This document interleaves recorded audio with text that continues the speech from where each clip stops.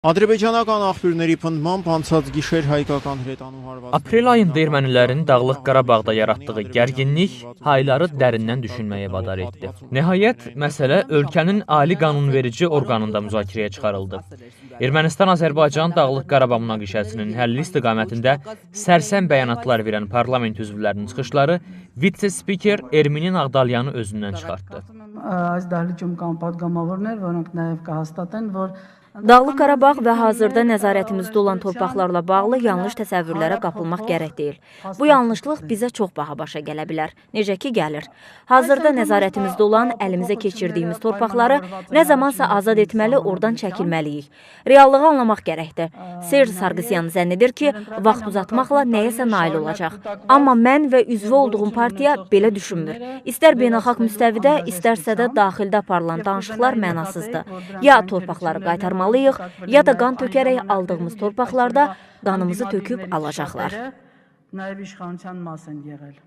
Nağdalyan deyib ki, yeni müharibə regional fəlakət olacaq və həm Rusiya, həm də qərbdən təzyiqlərə İrəvan davam gətirməyəcək.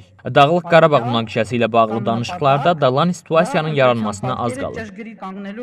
Deputata çıxışı zamanı təzyiqlər olsa da o nitqini dayandırmayıb. Այս վերջինը արժանի ուշադրության չարժանացավ.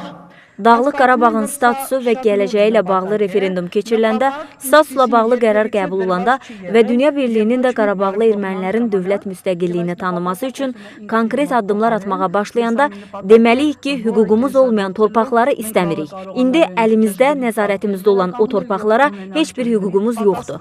Yenə deyirəm, qaytarın bu torpaqları. Siz düşünün ki, bizim uzatdığımız bu məsələ yalnız lider dövlətlərin Cənubi Qafqaza olan maraq və Azərbaycanın xeyrinə olacaq. İndi beynəlxalq aləmdə işğalçı dövlət kimi tanınırıq. Zənnimcə bir millət olaraq gələcəyimizi təhlükə altına atırıq. Erminin Ağdalyanın təklifi tək ermənilərin Ali Qanunverici Məclisində yox, cəmiyyətdə və mediada da bomba partlayışı effekti yaradıb. Ermənistan mediası Ağdalyanın çıxışı ilə bağlı xəbərləri vitse-spikerdən Azərbaycanlılara hədiyyə, erməniyə erməni zərbəsi, Ermənistan Dağlıq Qarabağ ermənilərini hərraca çıxarır və s. bu tipli başlıqlarla təqdim ediblər. Politoloqlar isə erməninin bu çıxışını erməni şuurunun qapanması kimi qiymətləndirib. Beləliklə, Ermənistan parlamentində 2 tirəlik yaranıb. Hətta müzakirələrə çox az sayda deputat qatılıb. Onlardan birinin iştirak etməməsinin səbəbi məlum olub. Bu, Çiçəklənən Ermənistan partiyasının deputatı Abraham Manukyandır. Çünki o, ölkədən qaçıb.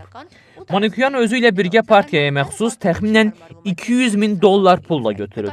Faktı deputatın parlamentdəki köməkçisi təsdiqləyib.